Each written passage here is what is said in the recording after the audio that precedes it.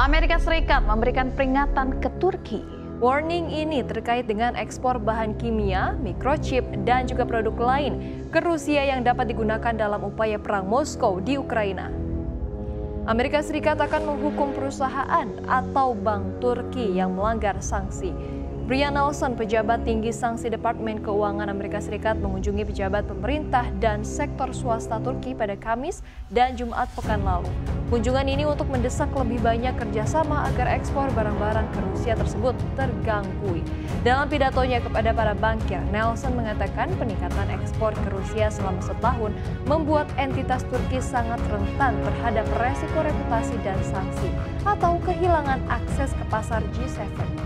Mengutip catatan Bea Cukai Rusia, Reuters melaporkan pada Desember bahwa setidaknya 2,6 miliar dolar Amerika Serikat komputer dan komponen elektronik lainnya mengalir ke Rusia dalam 7 bulan hingga 31 Oktober. Setidaknya 777 juta dolar Amerika Serikat dari produk ini dibuat oleh perusahaan barat yang chipnya telah ditemukan di sistem senjata Rusia. Minggu lalu adalah minggu yang penuh ketegangan di banyak negara. Gazprom Rusia melakukan pembatasan gas yang menyebabkan harga gas dunia naik hingga 40%. Penerbangan di Jerman mengcancel lebih dari 1.500 penerbangan yang membuat bandara Jerman kacau. Kemudian, Nancy Pelosi, Ketua DPR Amerika, akan mendarat di Taiwan.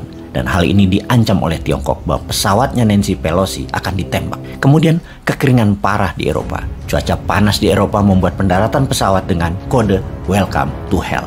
Di tengah kekacauan dunia, wacana 3 periode dan perpanjangan jabatan orang nomor 1 di Indonesia terus menggema dari desa ke desa, mulai meningkat ke tingkat kecamatan. 70.000 desa sudah digarap. Selangkah lagi ke kabupaten, lalu ke provinsi, dan kurang dari 1 tahun, wacananya akan menjadi wacana nasional.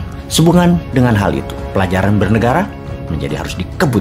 Pemahaman bernegara yang seharusnya memakan waktu 9 bulan dikalikan 12 jam per hari, keilmuan dilemhanas demi membekali patriot proklamasi sahabat New Mind lewat YouTube. Para nasionalis sahabat New Mind ini harus juga memiliki ilmu bernegara yang berjumlah 5.000 jam. Video narasi ini semua kita gaspol. Kita kembali melanjutkan video sebelum ini yang mengingatkan ada 7 hal yang membuktikan bahwa Amerika bukan negara terhebat di dunia. Indonesia hanya dengan merubah old mind dan mengganti old guys, garansi kekuatan Indonesia bisa di atas Amerika. Kita buktikan.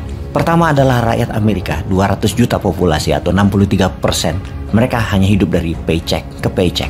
Artinya, kebutuhan mereka hanya bisa untuk hidup harian. Tanpa kerja, mereka tidak bisa hidup layak, dan pekerjaan di Amerika saat ini semakin kurang tempatnya. Buktinya, lebih dari 2 juta rakyat Amerika hidup gelandangan, hidup di jalan. Lebih parah dari kehidupan di Afrika sekalipun. Kemudian rendahnya gaji di Amerika dibandingkan dengan biaya hidup. UMR Amerika dalam 1 bulan hanya untuk bisa hidup 2 minggu di Amerika. UMR Indonesia bisa untuk hidup 1 bulan. Memang angkanya besar di Amerika, $7 per jam. Namun mereka kerja 40 jam seminggu, 160 jam sebulan. Pendapatannya hanya untuk setengah biaya hidup yang wajar di Amerika. Kita akan menceritakan yang alasan selanjutnya, yang nomor 3, yang bisa mengatakan saat ini Amerika bukan negara terhebat di dunia. Namun, kita mundur sedikit agar pemahamannya masuk. Di beberapa video yang lalu, Bos menginformasikan bahwa Amerika ketika melepas emas dari jaminan dolar, maka Amerika mendadak menjadi negara kaya, sangat kaya, karena semua proyek dibangun di Amerika ada uangnya. Hal itu terjadi sejak Agustus 1971.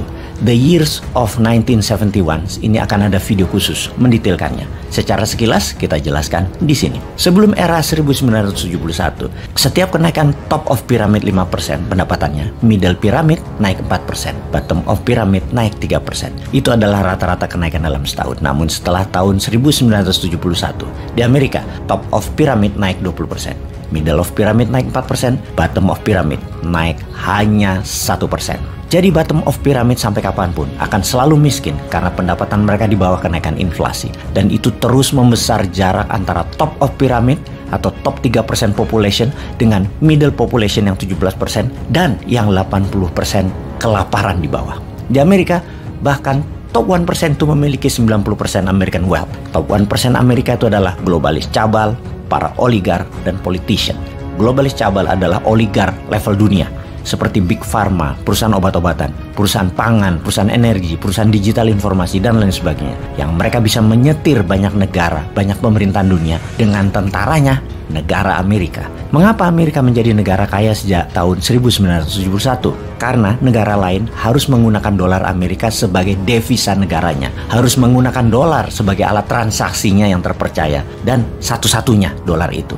Juga dolar itu pertama dicetak di Amerika untuk proyek di Amerika. Yang menerima adalah para globalis cabal yang kemudian uang tadi keluar dari Amerika dipinjamkan negara lain di seluruh dunia. Instrumennya World Bank dan IMF. Negara yang berhutang tujuannya cuma satu, supaya mereka terjerat hutang selamanya dan menjadi taat, taklid, dan takluk dengan Amerika. Kita ke alasan berikutnya. Mengapa Amerika bukan negara terhebat? Karena rakyat Amerika 80% memiliki hutang pribadi yang sangat besar. Mereka adalah rakyat yang menggunakan uang yang belum mereka miliki dengan kredit card instrumennya. Kepemilikan kredit card dan juga housing mortgage atau pinjaman rumah semua dipermudah. Juga biaya sekolah yang tinggi dijebak dengan kemudahan student loan, pinjaman untuk biaya sekolah yang semuanya membuat rakyat Amerika sejak kecil, sejak muda dijerat hutang. Sekolah adalah doktrin kasar, di mana seakan-akan ada doktrin isi kepala semua orang untuk kaya harus sekolah setinggi-tingginya. Untuk sekolah bisa pinjam student loan, nanti dibayar kalau sudah bekerja. Yang sistem ini dibuat untuk membuat rakyat jadi budak uang para globalis cabal. Oke sahabat, untuk mempermudah diskusi, globalis cabal kita singkat menjadi cabalis. Oke, setuju ya? Kita lanjut. Rakyat Amerika dibuat bukan untuk membelanjakan uang yang didapat, tetapi membelanjakan uang yang belum didapat. Hutang pribadi atau personal loan itu adalah penyakit masyarakat yang didukung oleh sistem pemerintahan Amerika yang di belakangnya adalah para cabalis. Saat ini hutang pribadi rakyat Amerika kepada sistem keuangan di Amerika sejumlah 28,5 triliun dolar nilainya. Ini nilai sangat gila. Rakyat dikunci dengan sistem yang sadis ini. Kapan hutang ini bisa terbayar? Tidak akan pernah mungkin. Memang di-trap, memang dijebak rakyatnya untuk selamanya berhutang. Bekerja untuk penghutang. Inilah cara kerja oligar dan cabalis di belakang negara Amerika. Dunia dihutangin agar menjadi budak dolar. Ide ini juga diambil Tiongkok sejak 1989. Printing money. Namun Tiongkok belajar bukan rakyat yang dikasih personal loan, tetapi BUMN-nya dimodali untuk membangun Tiongkok dulu.